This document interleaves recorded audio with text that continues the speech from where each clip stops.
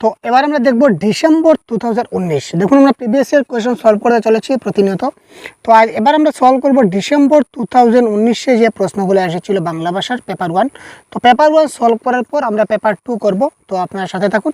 Paper 1-এর language 1 language 2 সবগুলো করব, কারণ প্যাডাগজি মানে হচ্ছে প্যাডাগজি ভাই। এখানে পেপার 1 পেপার 2 ল্যাঙ্গুয়েজ 1 ল্যাঙ্গুয়েজ 2 বলে কিছু হয় না। আমি বারবার বলি, একটা ক্লাসে বারবার একই কথা বলি যে পেপার 1 এবং পেপার 2 কোয়েশ্চন একদম সমান আসে, একদম রিপিট কোয়েশ্চন আসে। পেপার 1-এ যে টপিক থেকে আসছে পেপার 2-তেও কিন্তু সেম টপিকে আসবে। ল্যাঙ্গুয়েজ 1-এ যে টপিক থেকে প্রশ্ন আসে ল্যাঙ্গুয়েজ 2-তেও কিন্তু সেম টপিক থেকে প্রশ্ন আসে। আপনারা লাইভ দেখতে থাকুন এবং আপনারা কমেন্ট বক্সে জানাবেন প্রত্যেকটা প্রশ্নের কারেক্ট আনসার। আর আমার ল্যাঙ্গুয়েজ 1 আছে, আমি ল্যাঙ্গুয়েজ 2 দেখব না। আর আমার ল্যাঙ্গুয়েজ 2 আছে, আমি ল্যাঙ্গুয়েজ 1 দেখব না। আমার পেপার 1 আছে, পেপার 2 দেখব না। এই ধরনের ভুল আপনারা কখনো করবেন না, আমি রিকোয়েস্ট করছি আপনাদেরকে বারবার, নাহলে পরবর্তী সময় আপনাদের পস্তাতে হবে।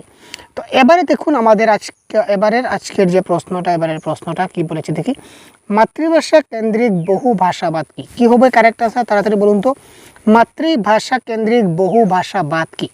আপনারা তাড়াতাড়ি কমেন্ট বক্সে জানান কারেক্ট আনসার কি হতে পারে।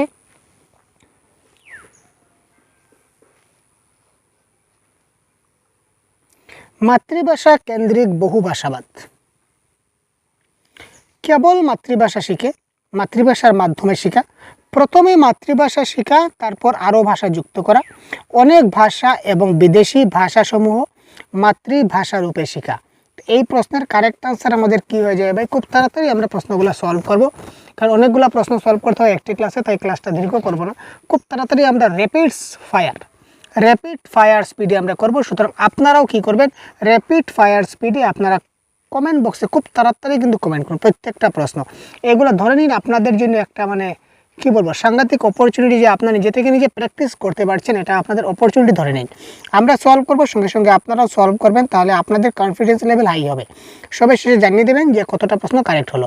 আপনারা, আমি বারবার বলবো না, একবার বলছি, আপনারা টাইপ করবেন এইভাবে 106 1 নম্বর, কিংবা 106 2 নম্বর, কিংবা 106 3, নতুবা 106 4, যেটা আপনাদের মনে কারেক্ট আনসার হয় সেটা খুব তাড়াতাড়ি আপনারা এভাবে প্রত্যেকটা প্রশ্ন কমেন্ট বক্সে কমেন্ট করে যান এবং আমরাও প্রত্যেকটা প্রশ্নের কারেক্ট আনসার জানিয়ে দিই।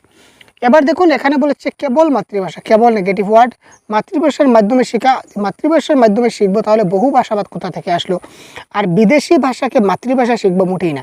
তো কারেক্ট আনসার হবে প্রথমে আমরা মাতৃভাষা শিখবো এবং তারপর আরও ভাষাগুলোকে যুক্ত করবো, দ্যাট ইজ কল মাতৃভাষা কেন্দ্রিক বহু ভাষাবাদ। নেক্সট প্রশ্ন, বিদ্যালয় শিক্ষা কর্মপন্থায় যে পলিসি ভাষা যে নামে পরিচিত তা হলো। বিদ্যালয় শিক্ষা কর্মপন্থা অর্থাৎ বিদ্যালয়ের শিক্ষার যে একটা পলিসি আছে, এই পলিসির মতে ভাষাটা কি নামে পরিচিত? বহুভাষিক শিক্ষা, তারপর ভাষা শিক্ষা, নাকি মাতৃভাষা কেন্দ্রিক বহুভাষিকতা, নাকি 3 ভাষা পদ্ধতি? তো বিদ্যালয় শিক্ষায় কর্মপন্থায় আমাদের ভাষাটা কি নামে পরিচিত ভাই? এটাকে বলা হয় 3 ল্যাঙ্গুয়েজ ফর্মুলা, অর্থাৎ 3 ভাষা পদ্ধতি বা 3 ভাষা পদ্ধতি হবে এই ক্ষেত্রে কারেক্ট আনসার।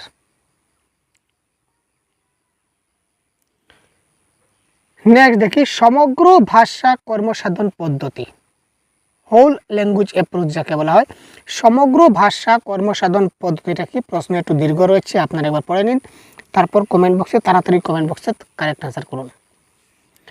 এমন একটি ধারণা যেখানে শিশুরা বর্ণ, ধ্বনি থেকে শব্দ, শব্দগুচ্ছ এবং বাক্যর মধ্য থেকে একটি ভাষা শেখে। 2 নম্বর অপশন। এমন একটি ধারণা যেখানে শিক্ষার্থীরা ভাষা খণ্ডের মধ্য দিয়ে ভাষা শেখে এবং ক্ষুদ্র ক্ষুদ্র অংশ যেমন বর্ণ, শব্দ ইত্যাদি বুঝে। আর 3 নম্বর অপশনে বলেছে এমন একটা ধারণা যেখানে ক্ষুদ্রতম অংশ যেমন বর্ণমালা, অক্ষর পরিচিতির মধ্য দিয়ে ভাষা শিক্ষা শুরু হয়। আর এমন একটি ধারণা যেখানে সব ভাষাই একসঙ্গে শেখানো হয়।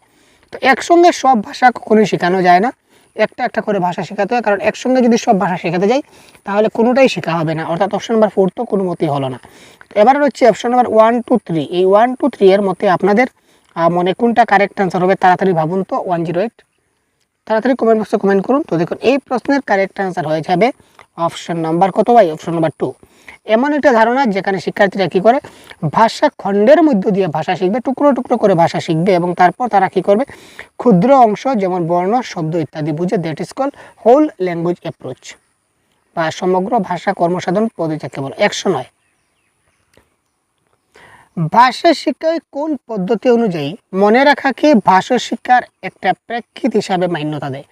Memorisation generally negative word. Memorization বা মনে রাখা বা মুখস্থ করা জেনারেলি নেগেটিভ ওয়ার্ড।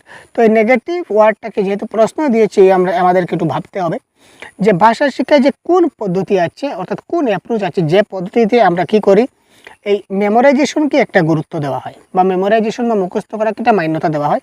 সাংগঠনিক পদ্ধতি, ব্যাকরণ অনুবাদ পন্থা বা কমিউনিকেটিভ পদ্ধতি, না টোটাল ফিজিক্যাল রেসপন্স বা শারীরিক প্রক্রিয়া?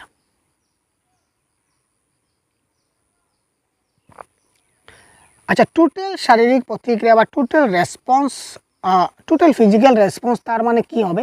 এটা তখনই হবে যখন কি হবে, এই প্রশ্ন, এই অপশন থাকলে এই অপশনের প্রশ্নটা কী হওয়া উচিত ছিল যে একজন শিশু একটা কবিতা পড়ছে, হাত আমাদের এক, পাও হাত আমাদের দুই, পাও আমাদের দুই, পাওয়ের আঙ্গুল ছুঁই, এই ধরনের সে কবিতাগুলো পড়বে এবং পড়ার সঙ্গে সঙ্গে তার শরীরের যে অঙ্গ প্রত্যঙ্গগুলো আছে ওই জায়গাতে সে কী করবে, টাচ করবে। ঠিক আছে, শরীরের অঙ্গ প্রত্যঙ্গগুলো যখন সে পড়তে পড়তে টাচ করবে তখন সেটাকে বলা হবে, কী বলা হবে, টোটাল ফিজিক্যাল রেসপন্স। আর কমিউনিকেটিভ পদ্ধতি মানে কি, আমরা কথাবার্তার মাধ্যমে যেগুলো আমরা শিখি। ঠিক আছে, একজন একজনের সঙ্গে, বন্ধু বান্ধবের সঙ্গে দলগতভাবে যখন আমরা কথাবার্তা বলে, একজন একজনের সঙ্গে কথাবার্তা বলে যখন শিখবো তখন সেটাকে বলা হয় কমিউনিকেটিভ অ্যাপ্রোচ। আর সাংগঠনিক পদ্ধতি মানে বাক্যের একটা স্ট্রাকচার থাকা দরকার। তো फिलहाल এই 3 ऑप्शन में एक ही करेक्ट नहीं हुआ, तो ऑप्शन नंबर 2 हो जाएगा करेक्ट आंसर। ব্যাকরণ অনুবাদ পন্থায় কি বলা হয়, গ্রামার ট্রান্সলেশন মেথড। এই মেথডে মুখস্থ বিদ্যাকে কি করা হয়, একটা গুরুত্বপূর্ণ একটা অ্যাসপেক্ট হিসাবে কি করে মান্যতা দেওয়া হয়, এটা মাথায় রাখুন। নেক্সট, কাইব্বা একজন ভাষা শিক্ষক। তিনি তার ছাত্রদের বিভিন্ন বিষয় অনুযায়ী শব্দ খুঁজতে এবং সেই সব শব্দের বন্ধু শব্দ, যেসব শব্দ কোনো শব্দের আগে বা পরে বসতে পারে সেগুলো সরবরাহ করতে বললেন। এই পদ্ধতি কী নামে বলা যায়? তিনি বললেন যে তোমরা একটা কাজ করো, এই শব্দটা খুঁজো, একটা শব্দ তোমরা খুঁজো এবং এই শব্দের আগে কোন শব্দ বসতে পারে বা এই শব্দের পরে কোন শব্দ বসতে পারে, এইগুলা জিনিস তোমরা খুঁজে খুঁজে বের করো। তো এই যে পদ্ধতি, এই পদ্ধতিকে আমরা কি বলতে পারি, বৈশিষ্ট্য অনুযায়ী পাশাপাশি সংস্থাপিত শব্দজাল, শব্দ খেলা, নাকি শব্দ সংগঠন? 110।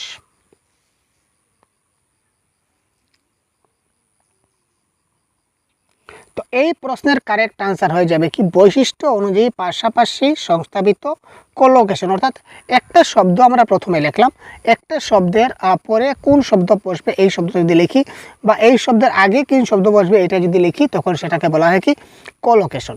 এবং শব্দগুলো কিন্তু পরিবর্তন হতে পারে, যেমন মিডিলের একটা শব্দ রয়েছে, এই শব্দের আগে সবসময় যে এই শব্দটাই বসবে সেটা শব্দটা কিন্তু পরিবর্তন হতে পারে, তাই না? শব্দটা পরিবর্তন হয় কিসের হিসাবে, সে বাক্যের বৈশিষ্ট্য অনুযায়ী, প্রকৃতি অনুযায়ী, সেটা বৈশিষ্ট্য অনুযায়ী সেটা কী হবে, শব্দটা পরিবর্তন হবে। ঠিক আছে,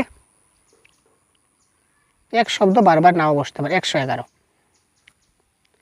একজন শিক্ষক তার ছাত্রদের ভাষা সক্ষমতার পরীক্ষা নেওয়ার জন্য প্রশ্নপত্র তৈরি করছেন। ভাষা তার কতটুকু তার ল্যাঙ্গুয়েজ এবিলিটি হয়েছে এটা পরীক্ষা নেওয়ার জন্য তিনি প্রশ্নপত্র তৈরি করেছেন। তিনি একটি অনুচ্ছেদের প্রতিটি পঞ্চম শব্দ তুলে নিয়েছেন। একটা অনুচ্ছেদ থেকে, প্রত্যেকটা অনুচ্ছেদ থেকে তিনি কি করছেন, তার প্রথম প্রত্যেক যে 5 নম্বর শব্দ, একটা অনুচ্ছেদের প্রত্যেক পঞ্চম শব্দ তুলে নিয়েছেন, তারপর ছাত্রদের না থাকা সম্ভাব্য শব্দগুলি লিখতে দিয়েছেন। তিনি কি করেন, এই পঞ্চম শব্দ যেটা আছে, পঞ্চম 5 নম্বর শব্দ, প্রত্যেকটা লাইনের পঞ্চম শব্দ তিনি কি করলেন, উঠিয়ে দিলেন, এখানে মুছিয়ে দিলেন।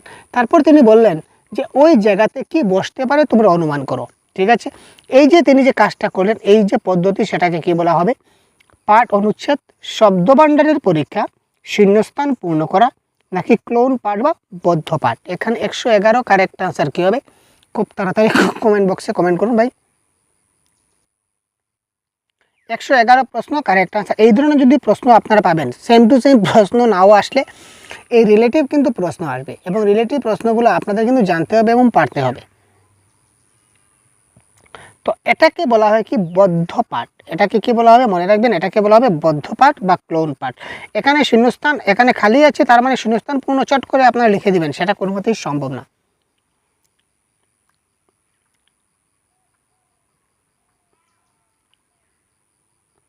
বলার সময় যথাযথ উচ্চারণে সঠিক ক্রমে সঠিক শব্দের ব্যবহার হলো শারীরিক ভাষা, বলার পদ্ধতি, নাকি ভাষা ক্রিয়া, নাকি ভাষার ব্যবহার।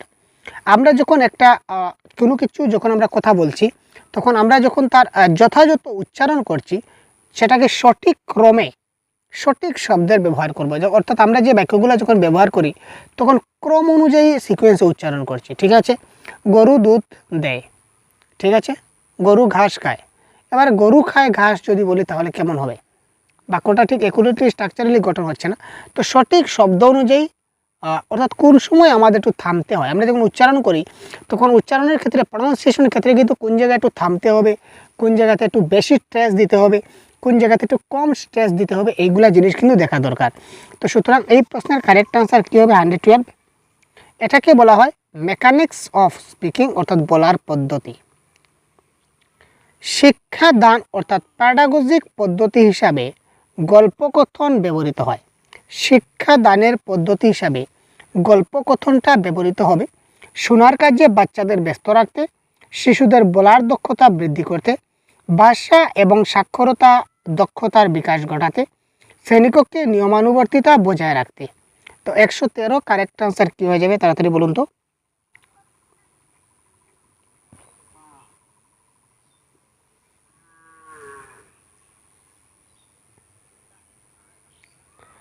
শিক্ষাদানের পদ্ধতি হিসাবে গল্প কথন, আমরা যখন গল্প কথন করব, তো গল্প কথনটা আমরা কেন করি? বাচ্চাদের ব্যস্ত রাখতে, মোটেই না। নিয়মানুবর্তিতা বজায় রাখতে, মোটেই না।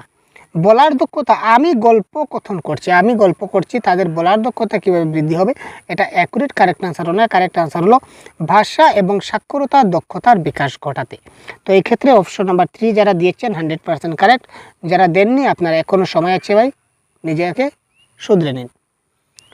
প্রসঙ্গক্রমে ব্যাকরণ বলতে কি বোঝায়? দেখুন, সেম প্রশ্ন রিপিট আসছিল। আগে অপশনে ছিল প্রসঙ্গক্রমে ব্যাকরণ, এবার প্রশ্নে দিয়েছে, জিনিসটা একটু ডাইরেক্ট ঘুরিয়ে দিয়েছে। অনুশীলন এবং চর্চার মাধ্যমে ব্যাকরণ শেখা, প্রথমে গঠন আঙ্গিক শেখা এবং তারপর ক্রিয়ার দিকে যাওয়া, স্বাভাবিক ভাষার উদাহরণ থেকে শেখা যেখানে আঙ্গিক তার পরিপ্রেক্ষিতে দৃষ্ট ব্যবহৃত হয়, পদ্ধতিগতভাবে আঙ্গিককে শেখা যেখানে শিক্ষার্থী ক্রমান্বয়িক বিকাশের মধ্য দিয়ে যেতে পারে। 114 কারেক্ট আনসার কি হতে পারে? একটু ভাবুন এবং কমেন্ট করুন।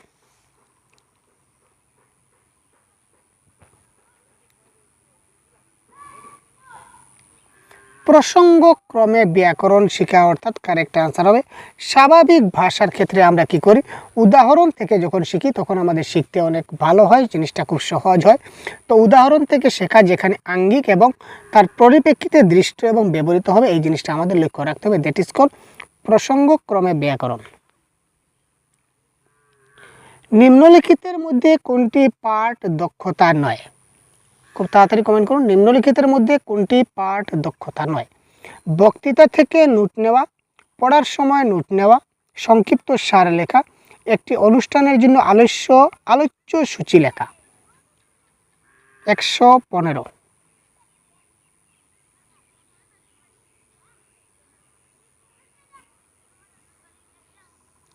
পাঠ দক্ষতা। তো একজন বক্তৃতা দিচ্ছে, আমি নোট লিখছি, সেটা আমার পাঠ দক্ষতা হচ্ছে।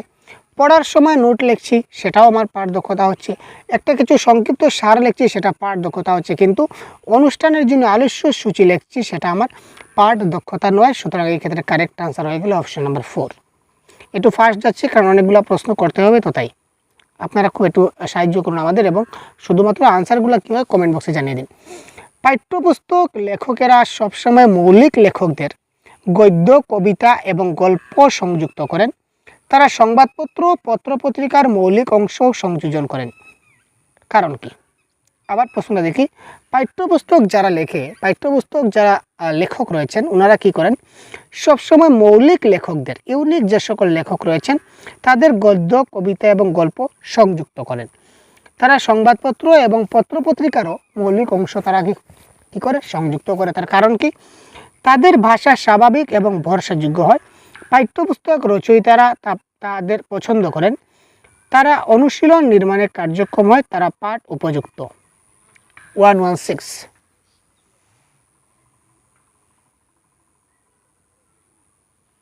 এটা কারেক্ট অ্যান্সার হবে যারা মৌলিক লেখক রয়েছেন তাদের ভাষা স্বাভাবিক এবং ভরসাযুক্ত, অর্থাৎ তারা যা লিখেছেন তা সঠিক লিখবেন, কোনো ভুল লিখবেন না, এইটা 100% এটা ভরসা রাখা যায়। এবং তারা যে ভাষায় লেখেন এই ভাষাটা কী হয়, স্বাভাবিক হয়।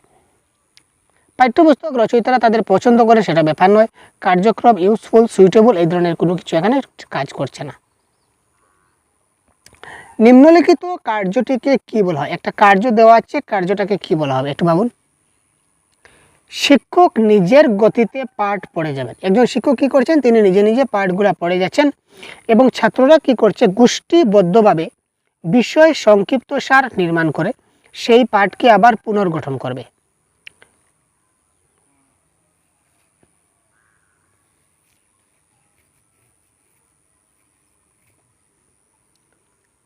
শিক্ষক তার নিজের গতিতে পাঠ পড়ে যাবে। শিক্ষক কী করবেন, তিনি তার নিজের গতিতে পাঠ পড়ে যাবেন, অর্থাৎ নিজের তার ফ্লুয়েন্সিতে, তার একুরেসিতে শিক্ষক নিজে নিজে পাঠটা পড়ে যাবেন এবং ছাত্ররা কি করবে, গোষ্ঠীবদ্ধভাবে তার সংক্ষিপ্ত সার নির্মাণ করবে, অর্থাৎ পয়েন্টসগুলো লিখবে। ছাত্ররা দলগতভাবে কী করবে, তার যে শিক্ষক যে গল্পটা পড়ছেন বা পাঠ পড়ছেন তার মেন ইম্পর্টেন্ট পয়েন্টগুলো তারা কী করবে, নোট ডাউন করবে, অর্থাৎ সংক্ষিপ্ত সার লিখবে। এই পাঠকে আবার পুনর্গঠন করবে। এই ডাউন পয়েন্টগুলো, মেইন পয়েন্টগুলো লেখার পর, সংক্ষিপ্ত সার লেখার পর তারা কী করবে, এই পয়েন্টগুলো দিয়ে তারা কী করবে, আবার সেই গল্পটাকে আবার পুনর্নির্মাণ করবে বা পুনর্গঠন করবে। তো এটাকে আমরা কি বলবো, লেখ নির্দেশ বা ডিকটেশন, ব্যাকরণ লেখ নির্দেশ, পুনর্লেখন কাজ, না পারস্পরিক লেখ নির্দেশ?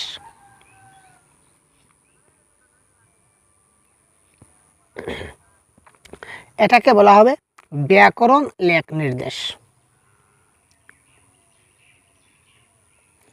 প্রাথমিক ভাষার বিকাশ বলতে সাধারণভাবে যা বোঝায়, প্রাথমিক ভাষার বিকাশ,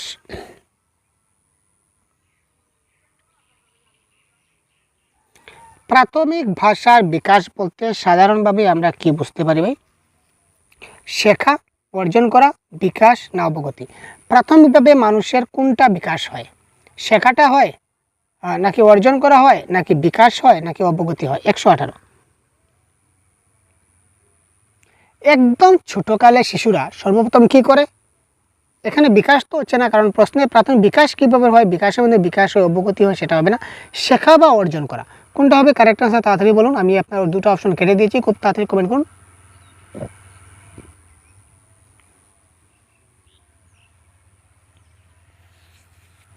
খুব তাড়াতাড়ি করুন তো।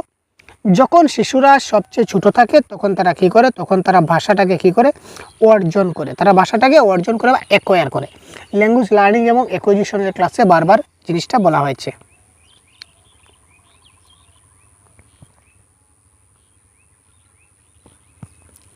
নেক্সট 119 নম্বর কোয়েশ্চন। প্রথম শ্রেণীকক্ষের একজন শিক্ষকের ছাত্রদের মাতৃভাষা আলাদা ছিল, ঠিক আছে, ছাত্রদের মাতৃভাষা কী ছিল, আলাদা আলাদা ছিল। তিনি শ্রেণীকক্ষের প্রতিটি শিক্ষার্থীকে সব ভাষায় পরস্পরকে সম্বোধন করতে বললেন, ঠিক আছে।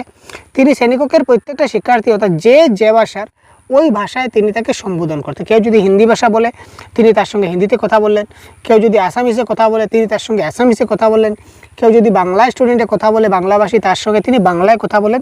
কিন্তু আমরা ক্লাস 1-এর কথা বলছি, সেটা মাথায় রাখুন। ছাত্ররা প্রতিদিন ভিন্ন ভাষার কিছু শব্দের সঙ্গে পরিচিত হওয়ার চেষ্টা করে এবং তিনি একজনের সঙ্গে যখন কথা বলছেন তখন বাকিরা কিন্তু শুনছে। তিনি হিন্দিভাষী ছাত্রের সঙ্গে হিন্দি ভাষায় কথা বলছেন, কিন্তু বাকিরাও কী করছে, এই ভাষাটা তারা কী করছে, শিখছে।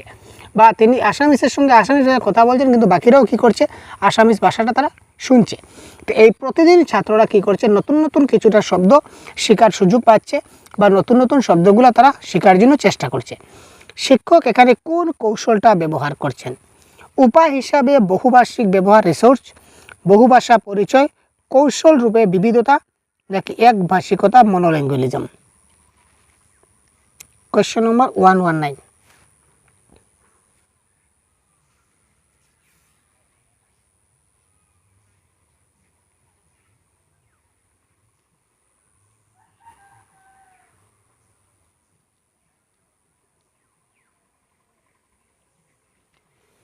এখানে তিনি ভিন্ন ভাষায় কথা বলেন, ক্লিয়ার করে দেওয়া আছে। তো এখানে একভাষিকতা কি করে হবে, এটা ক্যান্সেল। আর বহুভাষা পরিচয় হবে না, অর্থাৎ যেখানে রিসোর্স আছে, রিসোর্সটা হচ্ছে কি আমার মোস্ট পজিটিভ ওয়ার্ড। তো যেখানে রিসোর্স থাকবে এই পজিটিভ ওয়ার্ডটা দেখেই আপনি কারেক্ট আনসার করতে পারবেন। অর্থাৎ তিনি এটা রিসোর্স হিসাবে একটা রিসোর্স পেয়েছেন, একটা উপায় পেয়েছেন বা মাধ্যম পেয়েছেন, যে মাধ্যমে তিনি ছাত্রদের বহু ভাষা শেখাতে পারছেন, বহু ভাষাটা তিনি ব্যবহার করতে পারছেন। সুতরাং এখানে option number 1 is the right answer of this question.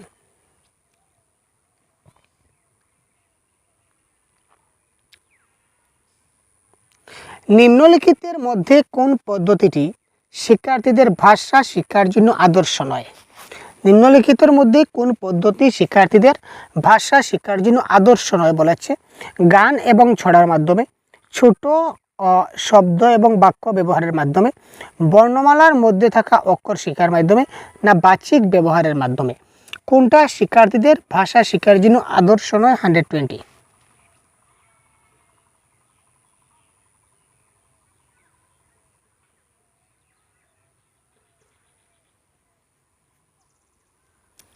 আমরা গান এবং ছড়ার মাধ্যমে তাদের শেখাতে পারি, ছোট ছোট শব্দ বা বাক্যের মধ্যে শেখাতে পারি, বা অর্থাৎ তার সঙ্গে কথাবার্তা বলে আমরা তাকে ভাষা শেখাতে পারি।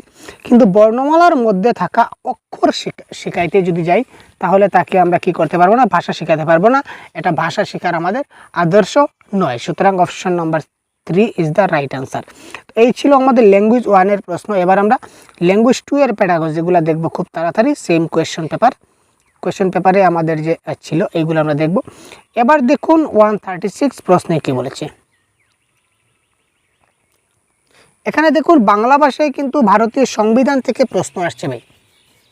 ভারতীয় সংবিধান অর্থাৎ ল্যাঙ্গুয়েজ রিলেটেড যেখান থেকে টপিক আসে, ইন্ডিয়ান পলিটি থেকেও কিন্তু প্রশ্ন আসে আমরা দেখছি। গত লাস্ট যেটা এক্সাম হয়েছিল জুলাই 2024, এখানে একটা জিকে থেকেও প্রশ্ন আসছে, মাতৃভাষা দিবস কবে পালিত হয়? অর্থাৎ মাতৃভাষা রিলেটেড। তো এখানে দেখুন এই মাতৃভাষা রিলেটেড যে টপিক আছে প্রত্যেকটা টপিক ভালো করে দেখতে হবে। মাতৃভাষা দিবস কবে পালিত হয় এটা একটা প্রশ্ন এসেছিল। তো এখানে ভারতের সংবিধান থেকে প্রশ্ন আসছে। কারণ কি? কারণ ভারতের সংবিধান এখানে ভাষার কথা উল্লেখ করেছে। আর যেহেতু আমরা ভাষা নিয়ে খেলাধুলা করছি, বাংলা ভাষা, সুতরাং ভাষা সম্বন্ধে আমাদের জানতে হবে। তো কোয়েশ্চন নাম্বার 136 কী হবে কারেক্ট আনসার? তাড়াতাড়ি কমেন্ট বক্স।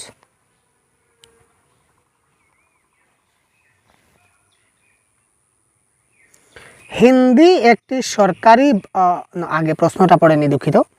অনুচ্ছেদ নম্বর 343 2 নম্বর ধারায় বা 2 নম্বর ধারা অনুযায়ী ভারতীয় সংবিধান যার ব্যবহার নিশ্চিত করে হিন্দি একটা সরকারি ভাষা, হিন্দি একটি সহকারী সরকারি ভাষা, তারপর ইংরেজি একটি সরকারি ভাষা, ইংরেজি একটা সহকারী সরকারি ভাষা।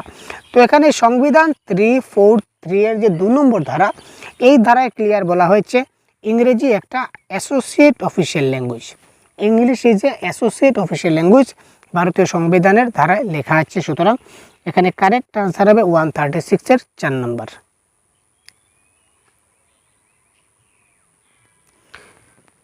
নিম্নলিখিতের মধ্যে কোনটি একটি ধ্রুপদ ভাষার মানদণ্ড নয়? নিচের কোনটি একটি ধ্রুপদ ভাষার মানদণ্ড নয়? 137। উক্ত ভাষায় 1500 থেকে 2000 বছরের পুরানো ইতিহাস বা লিখিত সাহিত্য থাকবে। কিছু প্রাচীন সাহিত্য বা মহাকাব্য ওই ভাষায় লেখা থাকবে। খরসা তালিকাভুক্ত ভাষার মধ্যে উক্ত ভাষাটি থাকবে না। উক্ত ভাষার একটি মৌলিক সাহিত্যিক পরম্পরা থাকবে এবং অন্য ভাষা গোষ্ঠী থেকে তা কোনো কিছু ধার করবে না। তো 137 প্রশ্নের কারেক্ট আনসার ডাইরেক্ট বলে দিই, খসড়া তালিকাভুক্ত ভাষায় উক্ত ভাষাটি থাকবে না, এটা তার মানদণ্ড নয়। অর্থাৎ ধ্রুপদী ভাষা থাকতে গেলে তাকে কি করতে হবে? খসড়া তালিকায় তার ওই ভাষাটা থাকতে হবে, তাহলে সে ক্লাসিক্যাল ল্যাঙ্গুয়েজের মর্যাদা পাবে। সুতরাং এখানে কারেক্ট আনসার হচ্ছে অপশন নাম্বার 3, মানদণ্ড 9 কোনটি থাকবে না বলেছে। সুতরাং এটা হবে কি আমাদের কারেক্ট।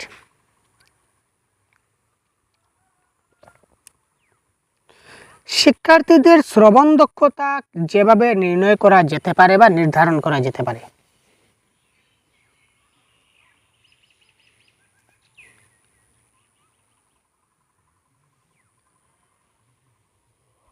ওয়ান 38 কারেক্ট আনসার কী হবে? তাড়াতাড়ি পিন করুন কমেন্ট বক্সে।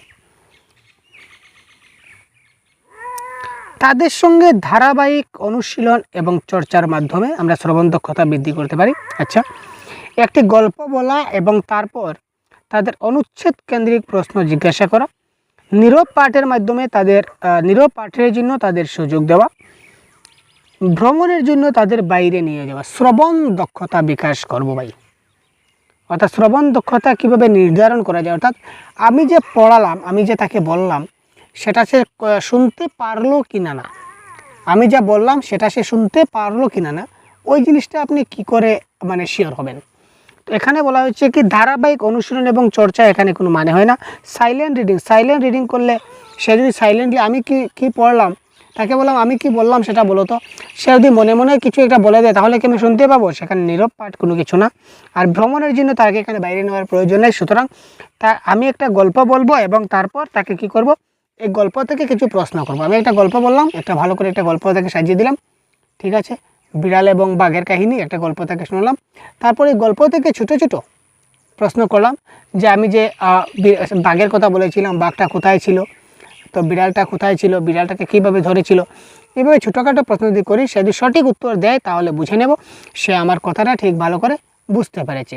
শোনা মানে ঠিক শোনা নয়, শোনা মানে সে বুঝবে উইথ আন্ডারস্ট্যান্ডিং। আর রিডিং মানে রিডিং উইথ আন্ডারস্ট্যান্ডিং। শুনে সে কিছু একটা বুঝতে হবে, পড়ে সে কিছু একটা বুঝতে হবে, তবেই তার না শোনা হলো বা পড়া হলো। তো সুতরাং এই ক্ষেত্রে কারেক্ট অ্যান্সার হচ্ছে অপশন নাম্বার 2।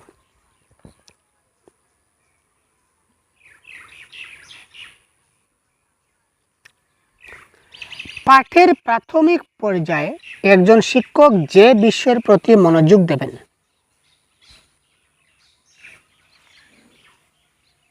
পাঠের প্রাথমিক পর্যায়ে একজন শিক্ষক যে বিষয়ের প্রতি মনোযোগী হবেন, কারেক্ট অ্যান্সার কী হবে? পাঠের প্রাথমিক পর্যায়ে একজন শিক্ষক যে বিষয়ের প্রতি মনোযোগী হবেন, তিনি কি বিষয়ে মনোযোগী হবেন? উক্ত ভাষার বর্ণমালা মুখস্থ করাবেন। আমরা কখনো শিশুদের মুখস্থ করাই না, ক্যান্সেল করে দিন। পড়ার গতির দিকে মনোযোগ দেবেন, বর্ণ এবং শব্দে যোগাযোগের বিকাশ ঘটাবেন এবং যথাযথভাবে পড়াটার প্রতি মনোযোগ দেবেন। তো একজন ছাত্র যদি সে বর্ণ এবং শব্দে যদি ভালো করে যোগাযোগ করতে পারে, অর্থাৎ কয়েকটা বর্ণ মিলে, অর্থাৎ এই প এবং ড়া এই দুটা মিলে যদি পড়া হয়, সে যদি বর্ণগুলো থেকে যদি শব্দ বলতে পারে, তাহলে তো তার মধ্যে পড়ার গতি আসবে এবং যথাযথ ফ্লুয়েন্সি আসবে, অ্যাকুরেসি আসবে। সুতরাং এখানে option number 3 is the right answer. শোনা এবং পড়া হলো রিসেপটিভ স্কিল, প্রোডাক্টিভ স্কিল, কৌতূহল উদ্দীপক দক্ষতা নাকি থিঙ্কিং দক্ষতা? রিডিং এবং লিসেনিং। এখানে বলেছে লিসেনিং এবং রিডিং। লিসেনিং এবং রিডিং এটা কী ধরনের দক্ষতা? 140। আমরা কিন্তু দেখুন এই প্রশ্নটা কিন্তু বারবার পড়ায় আসে, বারবার পরীক্ষায় আসে। আগে প্রিভিয়াস ইয়ার কোয়েশ্চনে দেখেছিলাম পঠন এবং শ্রবণ দিয়েছিল, এবার পড়া এবং শোনা দিয়েছে, জিনিসটা সমান। তো আগের ক্লাসে বলেছি, আবার বলে রাখি, LSRW মানে কি? শ্রবণ, কথন, পঠন, লিখন। তার মধ্যে L এবং R হচ্ছে রিসেপটিভ স্কিল, অর্থাৎ শোনা এবং পড়া। আর লেখা এবং শোনা, আর লেখা এবং বলা, কথন এবং রাইটিং, এই দুটো হচ্ছে প্রোডাক্টিভ স্কিল। তো প্রোডাক্টিভ স্কিলকে বাংলায় বলা হয় উৎপাদনমূলক দক্ষতা। আবার এটাকে বলা হয় আরেকটা নামে জানা যায়, SWকে এক্সপ্রেসিভ স্কিল, অর্থাৎ কি মানে প্রকাশমূলক দক্ষতা, ঠিক আছে। তো এই ক্ষেত্রে কারেক্ট আনসার হয়ে যাবে আমাদের কি? Receptive skill. আর এখানে যদি আমাদের কথন এবং লিখন দেওয়া থাকতো তাহলে এটা উৎপাদনমূলক দক্ষতা হতো, কিংবা উৎপাদনমূলক দক্ষতা না থাকলে অপশনে যদি প্রকাশমূলক দক্ষতা থাকে তাহলে এটাও কিন্তু আমাদের কারেক্ট আনসার হবে।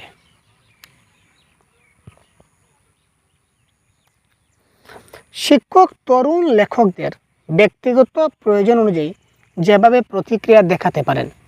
একজন তরুণ লেখক মানে কি করছেন? ছোটো ছোটো শিশুরা যে লেখালেখি করে, ওই লেখাগুলোর ব্যক্তিগত প্রয়োজন অনুযায়ী একজন শিক্ষক কী রেসপন্স দেখাতে পারেন?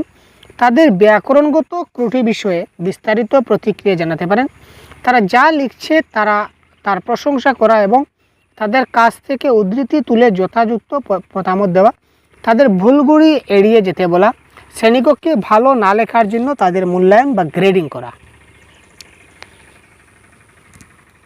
এখানে মূল্যায়ন করা ঠিক আছে, কিন্তু গ্রেডিং ব্র্যাকেটে দিয়েছে, তার মানে জিনিসটা বুঝবেন। 141।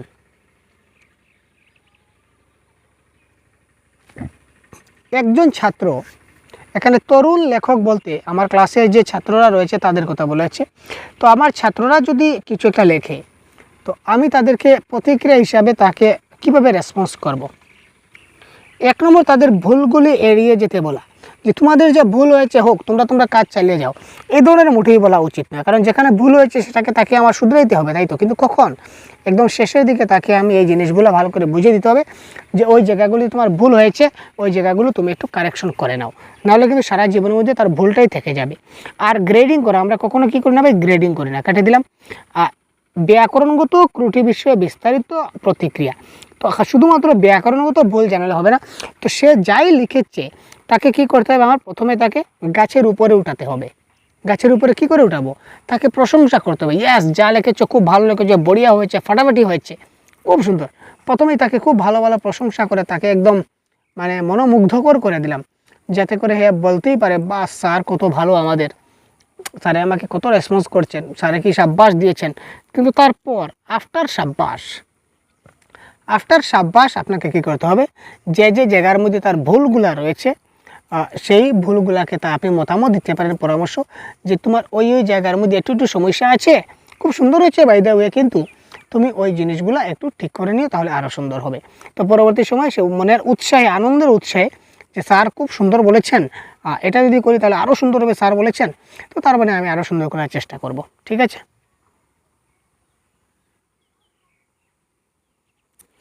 নিম্নলিখিতের মধ্যে কোনটি ভাষা অর্জন এবং ভাষা শিক্ষার মধ্যে প্রাথমিক পার্থক্য হিসাবে বিবেচিত হবে? ল্যাঙ্গুয়েজ অ্যাকুইজিশন এবং ল্যাঙ্গুয়েজ লার্নিং। ভাষা অর্জন এবং ভাষা শিক্ষা, ল্যাঙ্গুয়েজ অ্যাকুইজিশন এবং ল্যাঙ্গুয়েজ লার্নিং, এই দুটার মধ্যে প্রাথমিক পার্থক্য হিসাবে কোনটা বিবেচিত হবে? গতি এবং যথাযথ, ভাষিক অভিব্যক্তির স্তর, যথাযথ এবং প্রবাহ, নাকি প্রবাহ ও উচ্চারণ?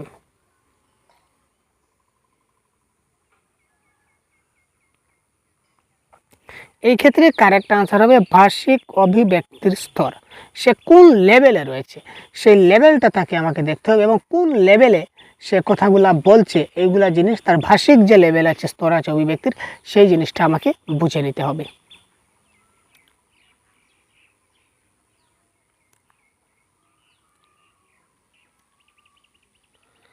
নিম্নলিখিত বাক্যগুলির মধ্যে সাহায্যের উপায় হিসাবে মাতৃভাষা ব্যবহারের প্রেক্ষিতে কোনটা সঠিক নয়? অর্থাৎ এক কথায় নিচের কোনটার ক্ষেত্রে মাতৃভাষার ব্যবহার সঠিক নয়? এটি শিশুদের পড়তে, ভাবতে এবং যোগাযোগ করতে সাহায্য করে। এটি ছাত্রদের অর্থ তৈরির প্রক্রিয়ায় ইতিবাচক ভূমিকা গ্রহণ করে। মাতৃভাষা অধ্যয়ন শাস্ত্রে আরও বৃহত্তর স্থান উন্মুখ করে। এটি দ্বিতীয় ভাষাকে এড়িয়ে যেতে সাহায্য করে। কোনটা সঠিক নয় বলেছে দেখুন। আপনারা এতক্ষণে কারেক্ট আনসার পেয়ে গেছেন, তবে জানি কারেক্ট আনসার পেয়ে গেছেন, খুব তাড়াতাড়ি কমেন্ট করুন এই ক্ষেত্রে কারেক্ট আনসার কী হতে পারে। একটু ভাবুন না, আরে ভাই কী হলো, তাড়াতাড়ি কারেক্ট আনসার কমেন্ট বক্সে পিন করুন, তাড়াতাড়ি। আমরা ফার্স্ট করছি তো ক্লাসটা, তাই না? প্রিভিয়াস ইয়ার কোয়েশ্চেন যদি ভালো করে আপনারা যদি চেক করে নিন তাহলে আর কি চাইবে।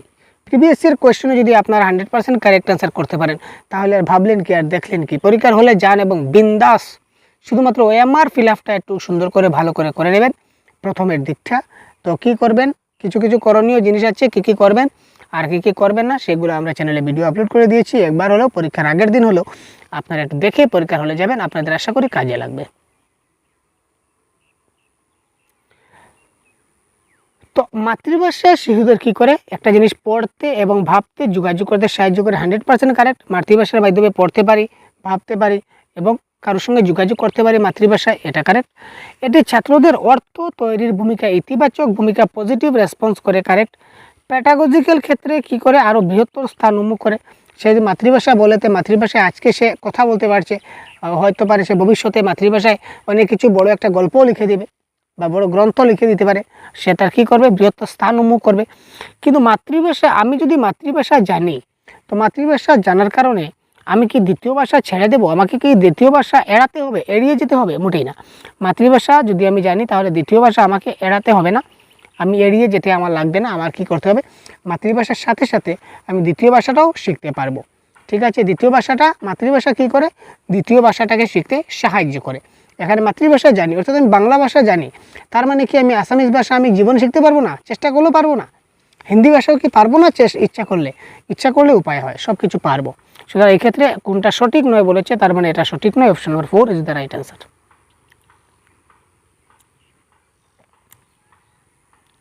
নিম্নলিখিতের মধ্যে কোনটি প্রাথমিক স্তরের একটি শিশুর ভাষার বিকাশে সবচেয়ে গুরুত্বপূর্ণ? নিম্নলিখিতের মধ্যে কোনটা প্রাথমিক স্তরের একটা শিশুর ভাষার বিকাশে সবচেয়ে বেশি গুরুত্বপূর্ণ, এটা আমাদের বলতে হবে। কারেক্ট আনসার কি? Question number 144।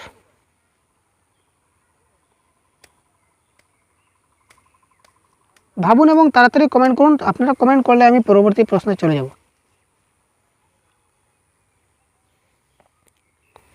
ব্যাকরণের জ্ঞান, প্রাথমিক স্তরের শিশুদের যে ব্যাকরণের জ্ঞান থাকতে হবে সেটা কে বলেছে? ভাষার পাঠ্যপুস্তক, শিশুর মূল্যায়ন প্রথমেই করা যাবে না। তো কারেক্ট আনসার হবে ভাষা সমৃদ্ধ পরিবেশ। শিশুটা যে পরিবেশে রয়েছে এই পরিবেশে তাকে ওই ভাষাটা তাকে শেখানো হচ্ছে কিনা না, ওই জিনিসটা আমাকে দেখতে হবে। যদি আমার পরিবেশ, ধরে নিই আমি যেখানে আছি আমার প্রতিবেশ, পাড়া প্রতিবেশী, এখানে সবাই হিন্দি ভাষায় কথা বলে, আবার আমার মাতৃভাষা শুধু বাংলা। এবার এই প্রাথমিক স্তরের বিকাশের ক্ষেত্রে যদি আবার প্রতিবেশ যদি ঠিক না থাকে, সবাই যদি বাংলা ভাষায় কথা বলে, অটোমেটিক্যালি বাংলা ভাষা শিখে যেতাম, তাই তো। কিন্তু বাকি সবাই হিন্দিতে বলে, তাই বাংলা ভাষা শিখতে আমার একটু কষ্ট হচ্ছে। সুতরাং এই ক্ষেত্রে সবচেয়ে গুরুত্বপূর্ণ হচ্ছে কি ভাষা সমৃদ্ধ প্রতিবেশ বা পরিবেশ বলতে পারি। আচ্ছা, পোর্টফোলিও কি? ওয়াও, বিরাট কোয়েশ্চন ভাই। পোর্টফোলিও হলো একটি উদাহরণ। কিসের উদাহরণ? ব্যক্তিগত মূল্যায়ন, শিক্ষক মূল্যায়ন, ব্যক্তিগত এবং শিক্ষক উভয়েরই মূল্যায়ন, নাকি রাজ্য বোর্ডের মূল্যায়ন? পোর্টফোলিও মানে একটা ফাইল যেখানে শিশুদের কর্মকাণ্ডের হিসাব রাখা হয়। শিশুরা প্রতিদিন যতগুলা কাজ করে, ভালো খারাপ সবগুলা কাজের হিসাব রাখা হয়। তাদের প্রতিগুলা যেগুলা তারা কাজকর্ম করে, যেমন আজকে সে কী করলো, একটা ড্রয়িং আঁকলো, তার ড্রয়িংটাকে এই ফাইলে রাখলাম। কালকে সে একটা ভারতের মেঘ আঁকলো, সেটাকেও রাখলাম। পরশুদিন কিছু একটা রাইটিং করলো, যে একটা রচনা লেখো ভাই গাছ সম্বন্ধে, তো গাছ সম্বন্ধে রচনা করলো, এটা লিখলাম। পরের দিন তাকে কিছু আমি দেখে লিখতে দিলাম, সেটা লিখলো। বা পরের দিন কিছু তুমি নিজে কিছু একটা জিনিস তৈরি করলো, একটা প্রজেক্ট বানালো, সেই প্রজেক্টের যে রিপোর্টটা আমি ফাইলে রাখলাম। এইগুলোকে বলা হয় কি পোর্টফোলিও। একটা ফাইলে রাখলাম, এই ফাইলটাকে বলা পোর্টফোলিও। তো কথা হচ্ছে পোর্টফোলিও কি? অ্যাকর্ডিং টু অপশন কি হবে কারেক্ট আনসার? এটা কারেক্ট আনসার হবে ব্যক্তিগত এবং শিক্ষক উভয়েরই মূল্যায়ন। কারণ শিক্ষক কেন? ব্যক্তিগত ছাত্রের পার্সোনাল, এবং শিক্ষকের কেন? কারণ শিক্ষক যখন এই ফাইলটা খুলবেন, উল্টাবেন, তখন তিনি বুঝতে পারবেন যে ছাত্রের যেটা পথযাত্রা, ছাত্রের যেটা গতিটা ঊর্ধ্বমুখী না নিম্নমুখী। যদি দেখেন যে না, দিনকে দিন আমার ছাত্রটা ভালোর পথে যাচ্ছে, এক থেকে এক, আজকে একটু কাজ করেছে, কালকে একটু ভালো করতে পারছে, এর পরের দিন একটু ভালো করছে, তাহলে আপনি দেখে নেবেন যে কি ছাত্রটা আমার ভালোর দিকে যাচ্ছে। আর আপনি যদি দেখেন যে না, আমার ছাত্রটা দিন দিন খারাপ হচ্ছে, তাহলে আপনি তার অনুপাতে রিমিডিয়াল করতে পারেন, আপনি নিজে মূল্যায়ন করতে পারবেন ছাত্রকে অ্যাকর্ডিং টু পোর্টফোলিওর মতে। শব্দ ধাঁধা যা বৃদ্ধিতে সাহায্য করে, কিসের বৃদ্ধিতে সাহায্য করে শব্দ ধাঁধা?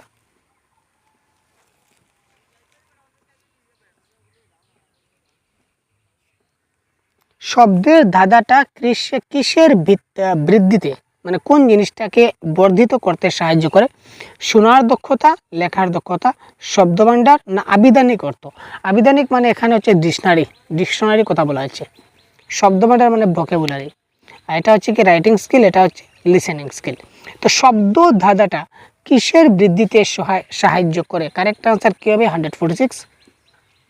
এটা কারেক্ট আনসার হবে শব্দ ভাণ্ডারের বিকাশ করবে। ঠিক আছে,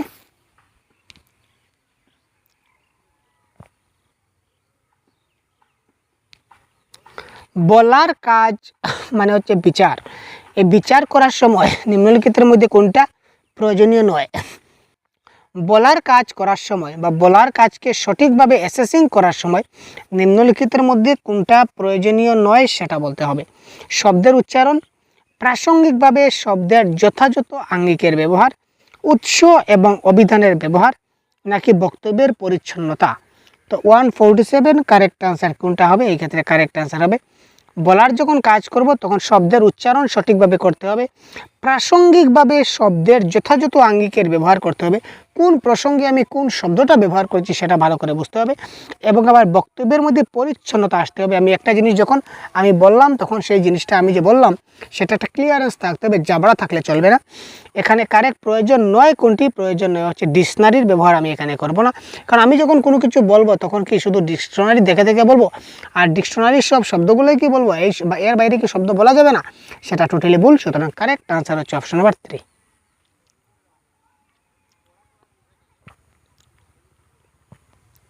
নেক্সট 148, পাঠ শিক্ষার একটি ভাষার বর্ণমালার সঙ্গে তার শব্দের সংযোগ সাধন যে পদ্ধতি তা কি?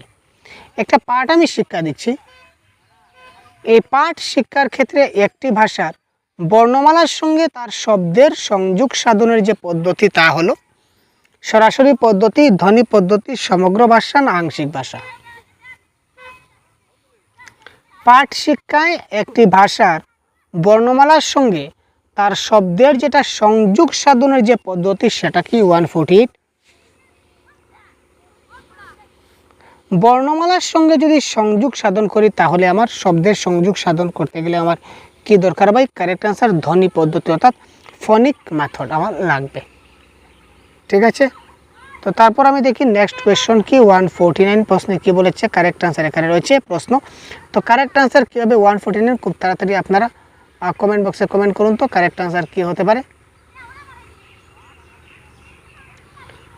পাঠ্যপুস্তক অতিরিক্ত বলতে কি বোঝায়? অর্থাৎ বিয়ন্ড, গোয়িং বিয়ন্ড।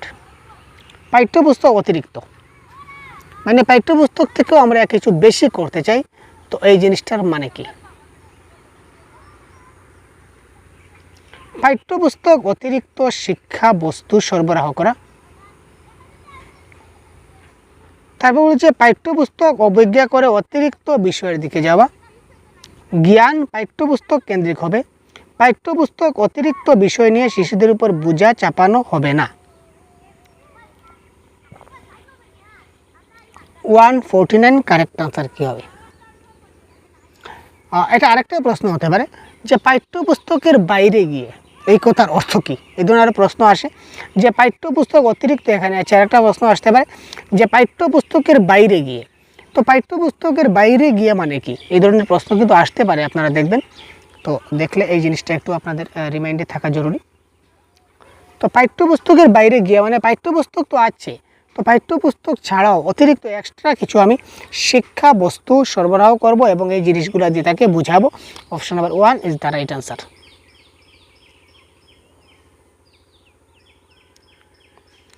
ক্লাস 3, একজন শিক্ষক তিনি কি করেছেন? ক্লাস 3-তে গেছেন। ক্লাস 3 ছাত্রদের একটা খাম তৈরি করার নির্দেশ দিলেন। তিনি বললেন যেটা তোমরা একটা কী করো, একটা খাম তৈরি করো। ছাত্ররা নির্দেশ অনুসরণ করলো, মানে ছাত্ররা কী করলো? একটা খাম তৈরি করলো। একটি ভাষা শ্রেণীকক্ষে এই যে কর্মতৎপরতা যেভাবে ছাত্রদের সাহায্য করবে তা কি? খাম তৈরি করলো ছাত্র কথা মতো, তো খাম তৈরি করায় ছাত্রদের কোন কাজটা তাদের সাহায্য হবে? লেখার ক্ষমতা বাড়বে, বলার দক্ষতা বাড়বে, শোনার দক্ষতা বাড়বে, নাকি সৃজন ক্ষমতা বাড়বে? কারেক্ট আনসার কি? একটি ভাষা শ্রেণীকক্ষে এই কর্মতৎপরতা যেভাবে ছাত্রদের সাহায্য করবে। শিক্ষক তৃতীয় শ্রেণীকক্ষের ছাত্রদের একটি খাম তৈরি করার নির্দেশ দিলেন। ছাত্ররা নির্দেশ অনুসরণ করলো। তো ছাত্ররা কী করলো? শিক্ষক বললেন এবং ছাত্ররা কী করলো? খাম তৈরি করলো। তো একটি ভাষা শ্রেণীকক্ষে এই কর্মতৎপরতা যেভাবে ছাত্রদের সাহায্য করবে সেটা কারেক্ট আনসার হওয়া উচিত ছিল। তাদের সৃজন ক্ষমতা এই ক্ষেত্রে বাড়বে। কিন্তু এখন কিন্তু অফিসিয়াল আনসার কি? এই আনসারটা দিয়েছে শোনার দক্ষতা বাড়বে। তো আমি নিজেও কনফিউশন হচ্ছি। তো অফিসিয়াল আনসার কির সঙ্গে সেটা আমার মতে একমত হচ্ছে না। তো আপনাদের মতে কারেক্ট আনসার কী হয় সেটা বলে দেবেন। আমি তো বললাম এখানে কারেক্ট আনসার সৃজন ক্ষমতা বাড়বে, কিন্তু অফিসিয়াল আনসার কিতে কিন্তু অপশন নাম্বার 3 দেওয়া আছে। ঠিক আছে, তো আপনারা এই জিনিসটা একটু আপনাদের দৃষ্টিগোচরে রাখলাম। আপনারা আপনাদের মতে কারেক্ট আনসার কী হয় সেটা অবশ্যই কমেন্ট বক্সে জানাতে ভুলবেন না। ঠিক আছে, তো পরবর্তী সময় আমরা তারপর আমরা এটা হচ্ছে কি আমাদের অফিসিয়াল আনসার কি এখানে রয়েছে, দেখুন অফিসিয়াল আনসার কি দেখতে পাচ্ছেন। তো তারপর আমরা তার পেপার 2 নিয়ে ডিসকাস করব। এইভাবে আমরা সবগুলা প্রশ্ন এক এক করে আমরা আপনাদের দেখিয়ে দেব। সুতরাং সাথে থাকুন এবং ক্লাসগুলো দেখতে থাকুন।